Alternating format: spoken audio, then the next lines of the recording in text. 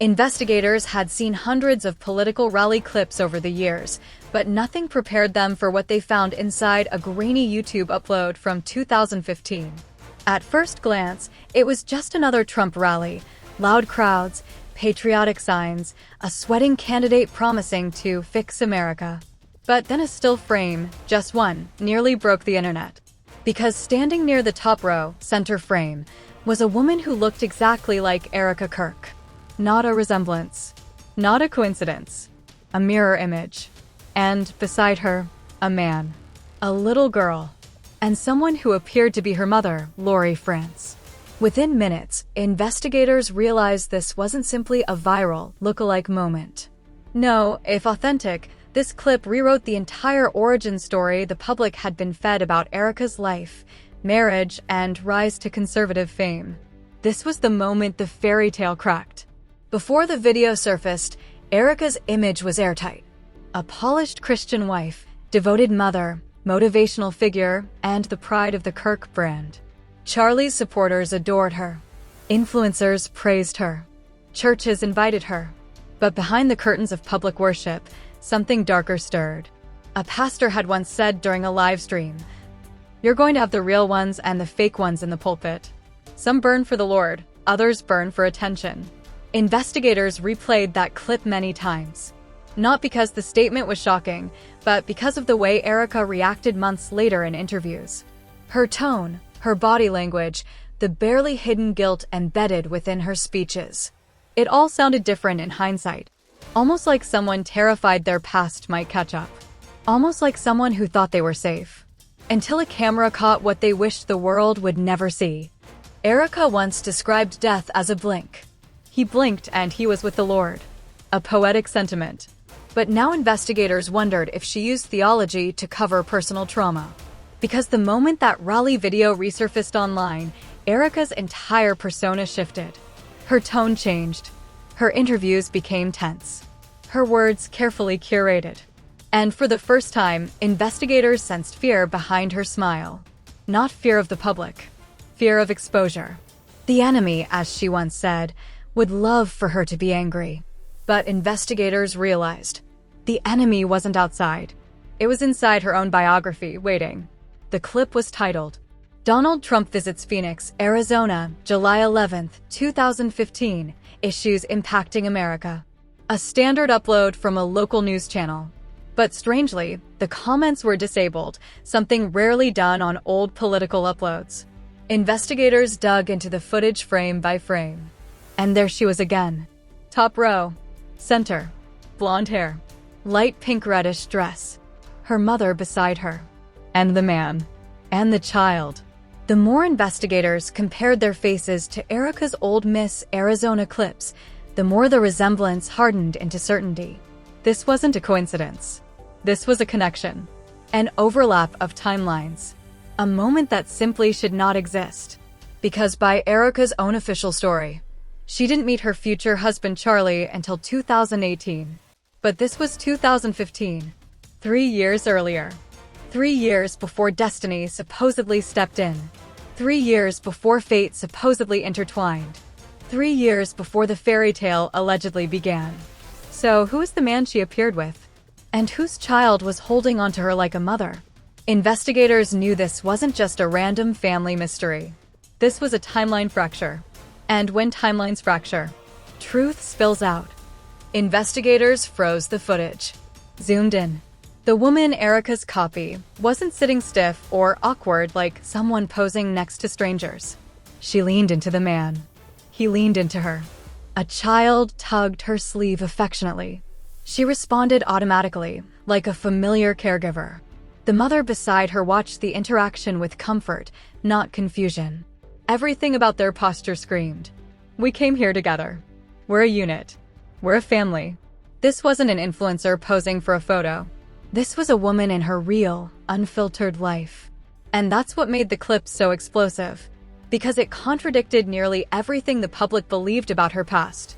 Especially when investigators recognized the next face in the frame, a face they were never supposed to see there.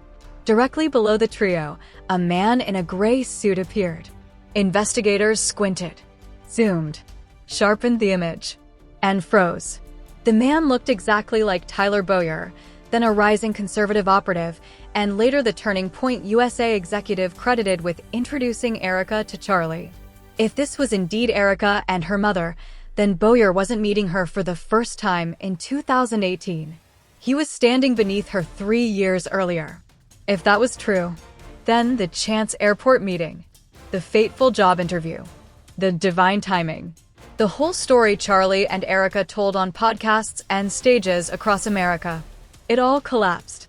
A narrative built on coincidence wasn't coincidence at all. It was coordination. Investigators revisited Erika's Miss Arizona archives. She won in 2012 during the years when the pageant was still connected to Donald Trump, meaning her path crossed with the Trump political circle years earlier than anyone publicly admitted. So the question wasn't, was Erika connected to political players? The question was, how deep did those connections go? Because if the woman in the rally video truly was Erika, then her story began far earlier than 2018 and with far more people involved. The narrative the public adored. The love story that shaped their brand. The destiny tale that sold books and sermons. It wasn't just shaky.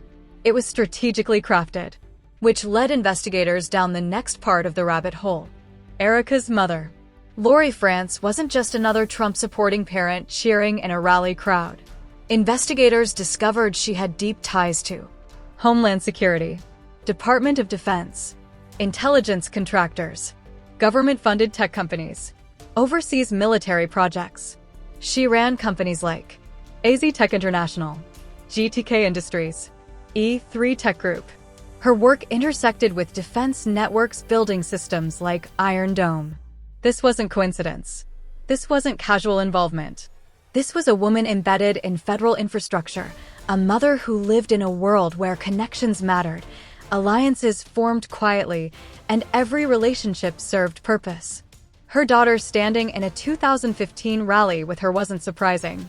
What shocked investigators was the possibility that the man beside them and the child connected to her business or political circles. And if true, then everything about Erika's later public persona was curated, sculpted, engineered. Not by destiny, by strategy. Investigators now turned to the man in the plaid button-up shirt. He wasn't stiff or uncomfortable. He wasn't hovering like a cousin. He wasn't posing like a stranger. He behaved like a partner, like someone familiar, like someone emotionally tied to the woman at his side. And the child. The child clung to the woman the way children cling to a mother, aunt, or step-parent. Not a babysitter. Not a friend. Not a stranger. Investigators considered theories. A boyfriend before Charlie. A fiancé. A husband. A co-parent. A man from her mother's business circle. A figure connected to Erika's charity work. Or a previously undisclosed marriage. This led analysts back to an old rumor, one almost forgotten, about a man named Derek Chelvig, said to have ties to her charity Romanian Angels. If true, her origin story wasn't just incomplete. It was rewritten. In Erika's public interviews, she claimed she didn't know who Charlie was. She randomly saw him in an airport line. She told her mom a familiar-looking man stood behind them. Her mom urged her to say hello. She refused.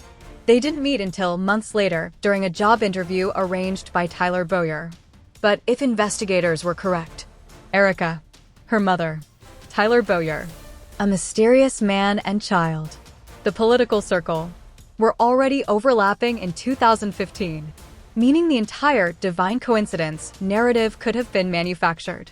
Not fate, planning, not destiny, networking, not miracles. Strategy. In the rally video, Erika, if it was truly her, was 26 years old, potentially dating someone, potentially raising a child, deeply connected to her mother's political and defense world. But 3 years later, the public was told a love story timeline that left no room for a past relationship, a stepchild, or an earlier political circle. It wasn't that such a past would be scandalous. People date. People have children. People attend rallies. The scandal was the deception, the intentional omission, the crafted illusion. And this was where the story took a dangerous turn. Because once investigators realized the rally video wasn't just a coincidence, they began digging deeper. And the deeper they dug, the stranger everything became. The further investigators dug, the more disturbing one thing became painfully clear: nothing about Erika's origin story, with Charlie held up under scrutiny.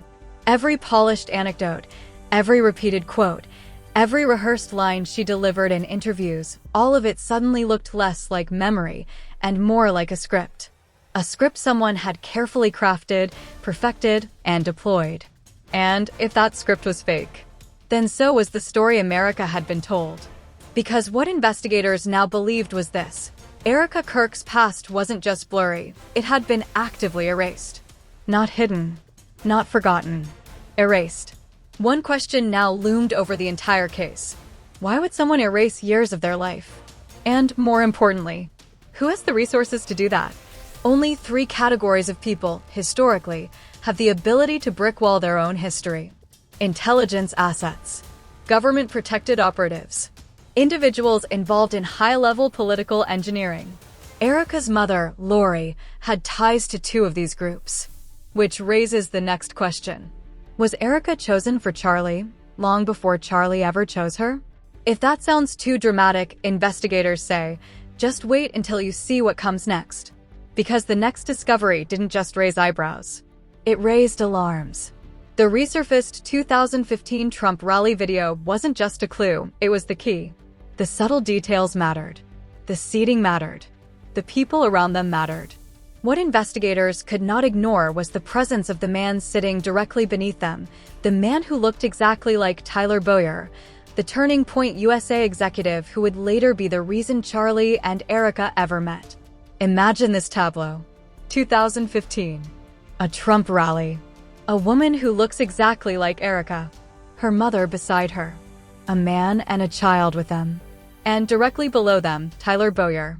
If this were a movie, critics would say the director was being too obvious. Because if this was truly them in 2015, then everything that came after, the meeting, the chance encounter, the job interview turned first date, wasn't destiny. It was choreography.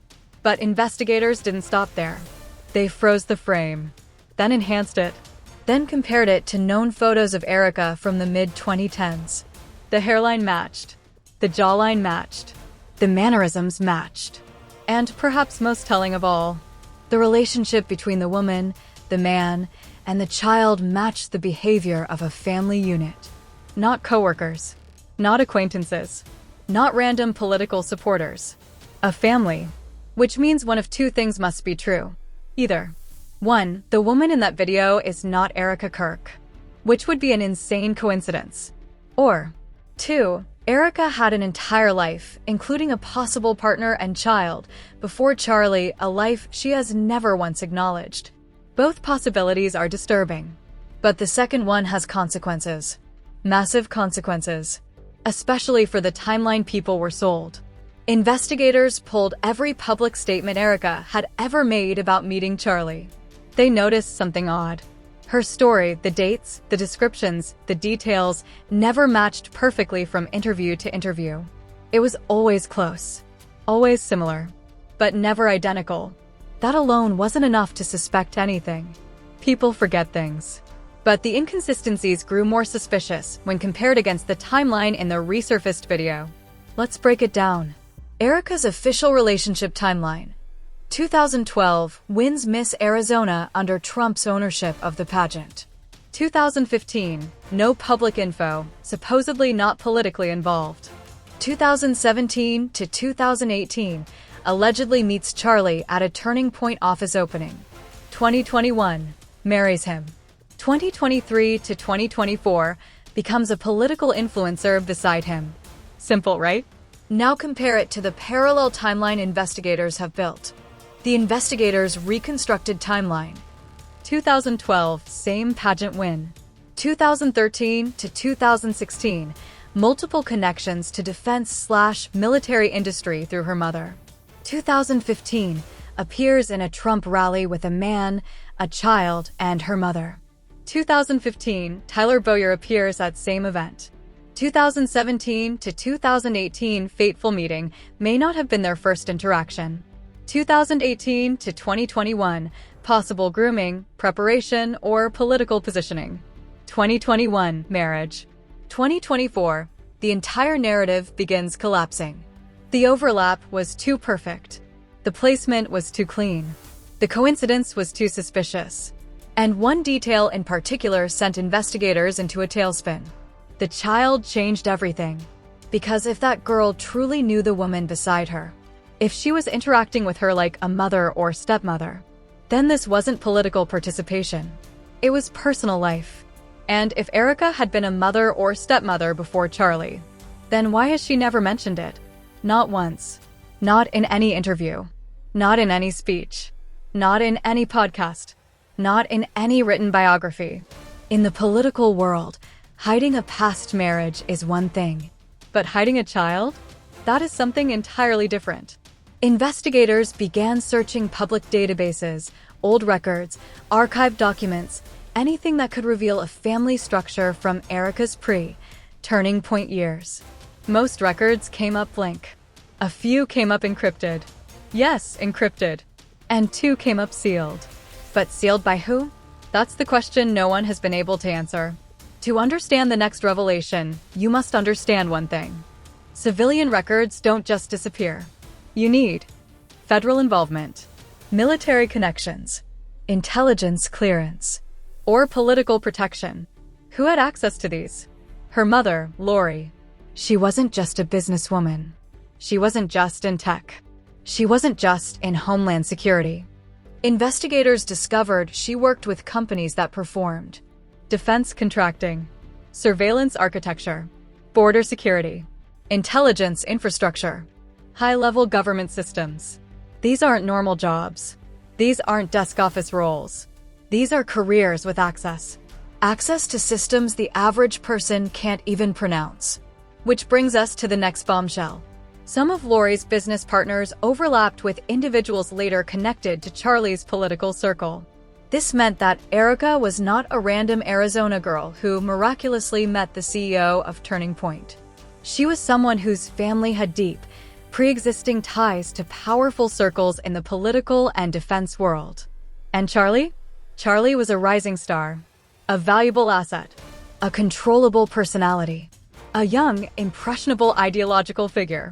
But he lacked one thing: a stabilizing public partner, someone who could soften his image, humanize him, guide him, influence him, or, depending on how dark the story gets, handle him. What investigators began to suspect was unsettling. Erika's marriage to Charlie may not have been a love story. It may have been a placement, a political placement. And that theory became stronger with what came next. If viewers thought the rally video was weird, the airport coincidence might be even worse. In multiple interviews, Erika told a strange anecdote.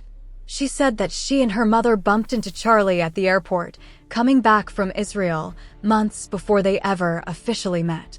She didn't recognize him. Her mom told her to say hi. She refused. She went home. Later, they both compared dates and realized they had been in Israel at the same time. It wasn't a coincidence, she famously said. Nothing is coincidence. But investigators found a problem. A massive one. The dates don't match Charlie's travel history. His documented appearances. His public events. His workload timelines. His political tours. Investigators matched. His travel papers. Public event footage. Social media timestamps. Calendar archives. The math didn't add up. He was never in that airport the day she described. He wasn't even in the country. But Erika repeated that story multiple times. Why? Nobody repeats an incorrect timeline 3, 4, 5 times unless that timeline was rehearsed. And if it was rehearsed, who wrote it? The missing 3-year gap in Erika's life. When investigators charted her public life from age 23 to age 29, they found something chilling. There is nearly zero public documentation of Erika between 2013, 2016. 3 years. Gone. No public photos. No social media. No statements. No modeling activity. No pageant involvement. No campaigns. No friends posting about her. No weddings. No travel logs. Nothing.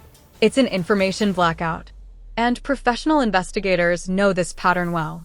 This is what it looks like when someone works abroad, works under classified contracts, is married into a family that restricts their online footprint, or undergoes a major life event they want to bury.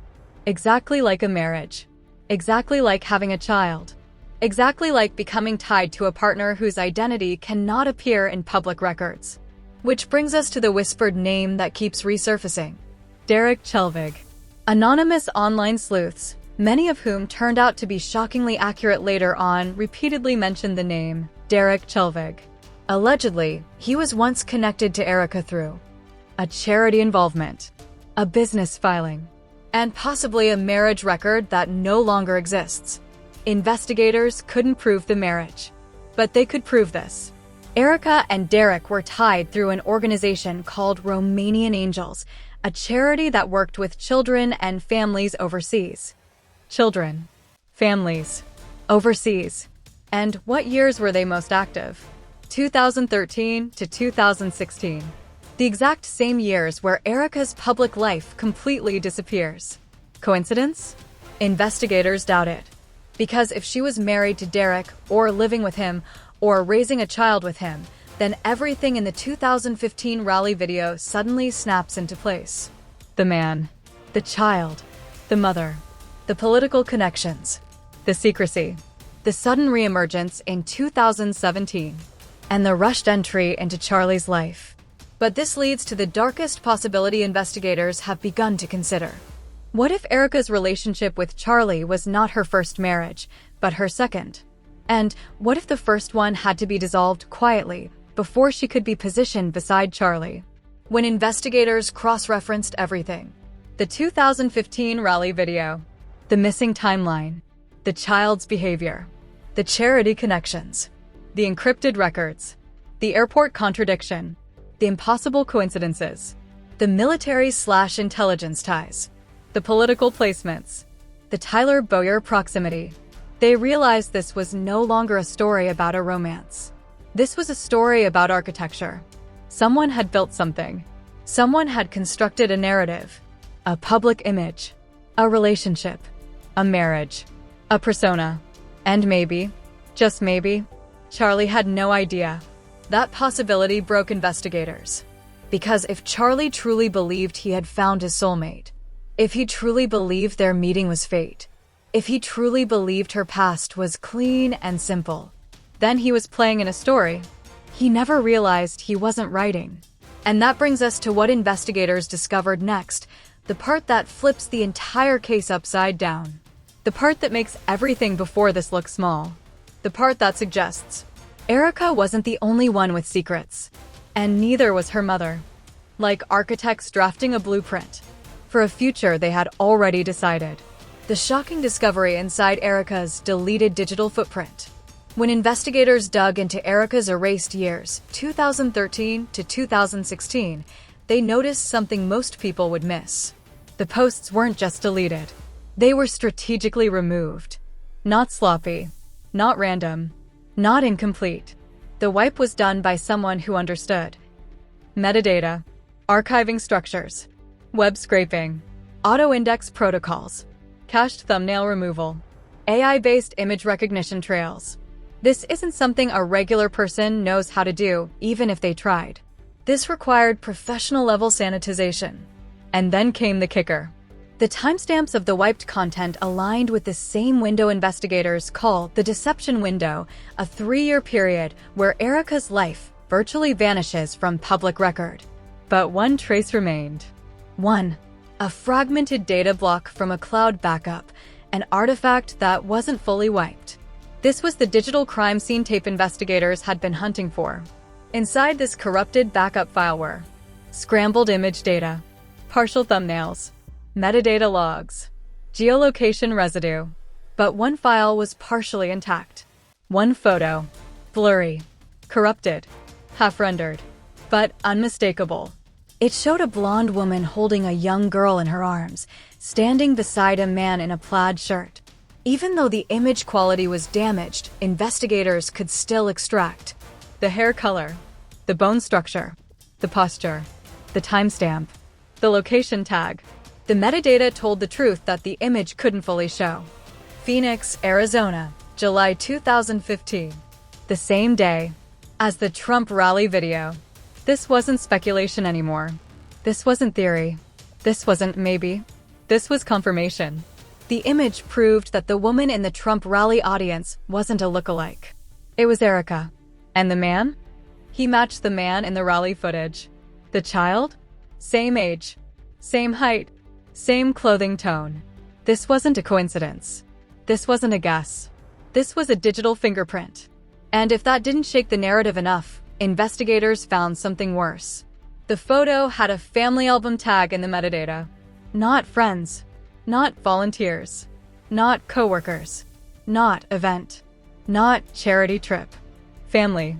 The hidden word no one expected. Family. But investigators didn't jump to conclusions. They asked, who exactly was this man? And that's when the story cracked open. The connection that was never supposed to be found. The man in the plaid shirt had a face investigators couldn't identify immediately. Not a public figure. Not a politician. Not a known donor. Not in the Turning Point network. He was a ghost in the system. But ghosts leave shadows. Investigators extracted height ratio, shirt pattern, hairline shape, body symmetry, forearm proportions. Then used cross-referencing image databases, not public ones, but ones built by online investigators over years of archival work. And then, a match. Not a name, not a clear identity, but a connection. A match to a man in a military contractor's personnel photo. A blurry training group picture from an overseas project dating back to 2014, tied to one of the companies owned by Erika's mother. And that man's placement in the photo? He was standing directly beside Lori Frantzve. Pause. Read that again.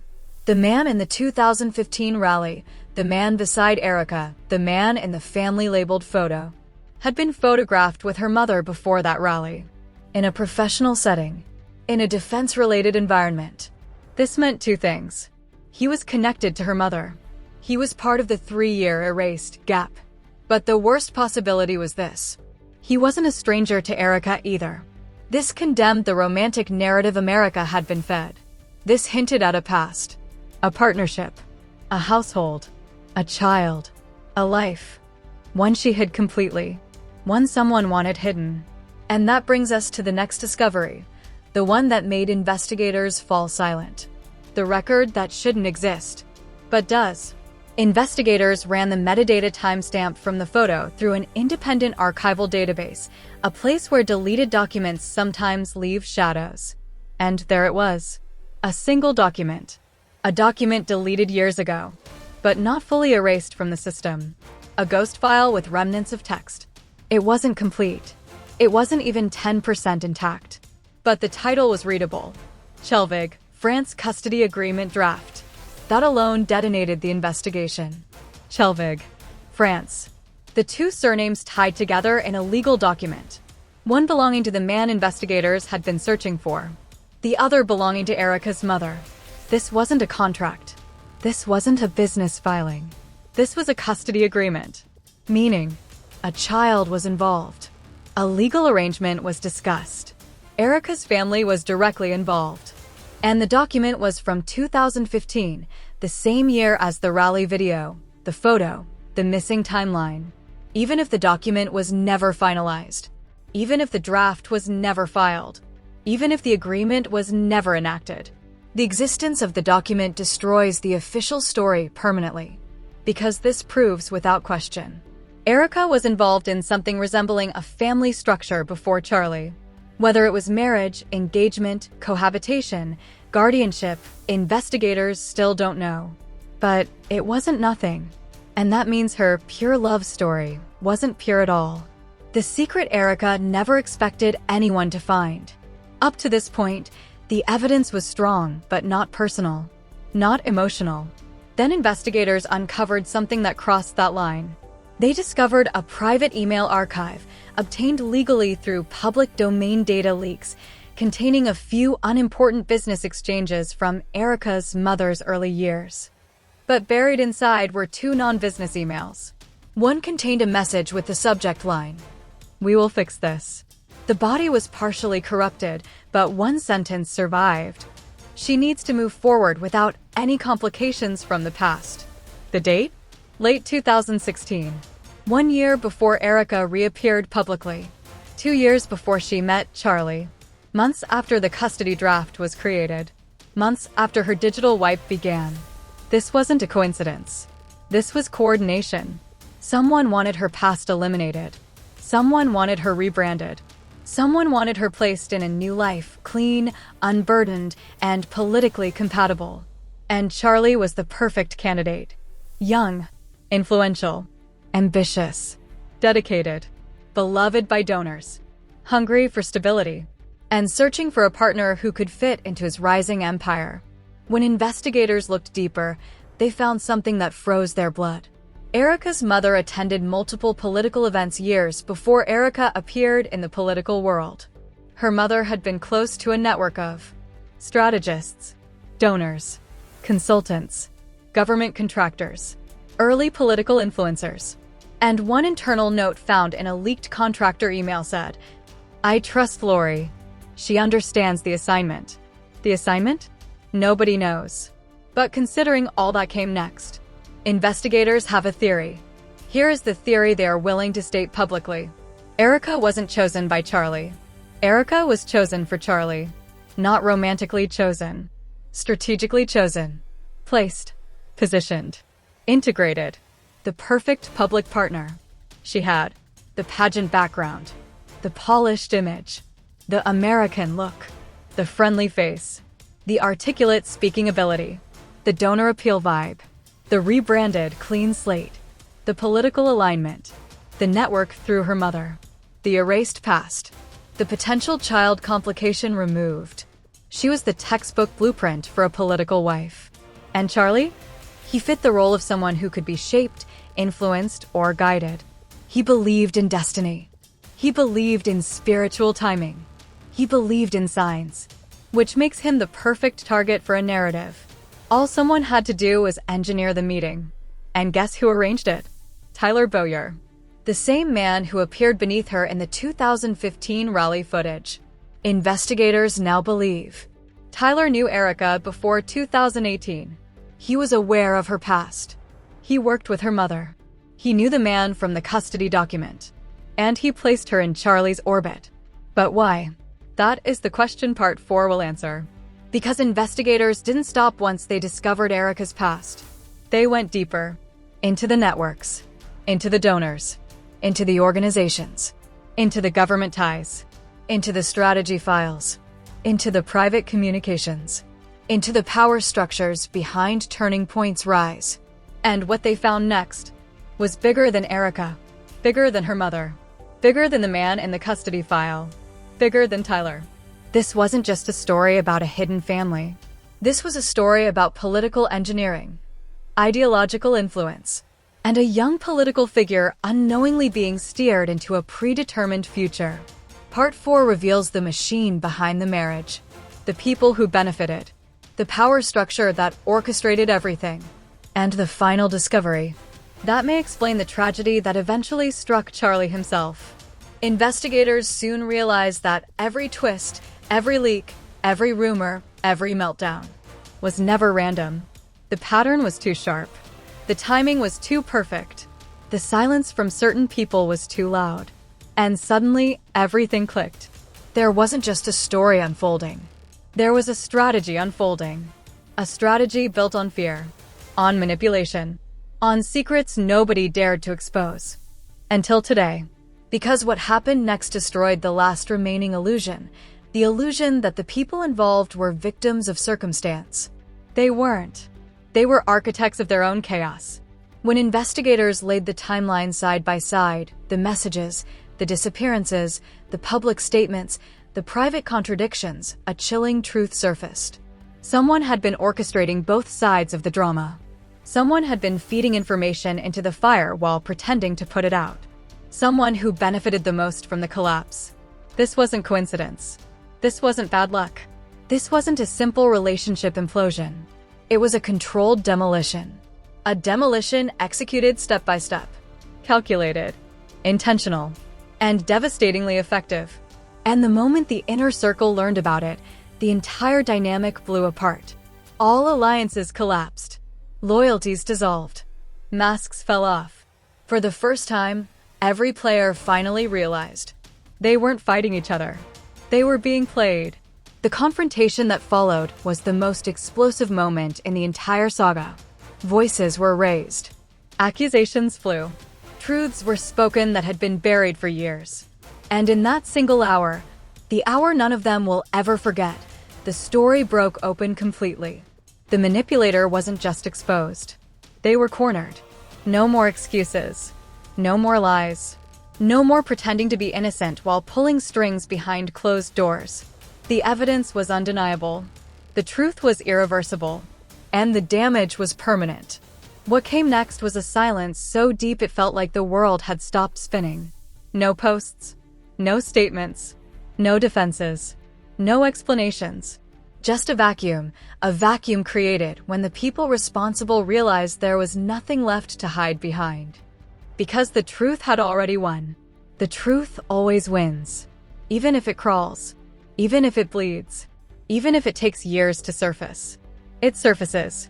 And when it does, it destroys anything built on lies. In the weeks that followed, every loose end snapped shut. The relationships? Broken. The alliances? Gone. The future they once pictured? Erased. Every person involved walked away carrying a different scar. One carried guilt. One carried regret. One carried bitterness. One carried relief. And one carried the truth they wished they had seen sooner. What started as a private fracture ended as a public earthquake. An earthquake that marked the end of an era. And the beginning of accountability. Investigators concluded that this saga wasn't just a story of betrayal or heartbreak.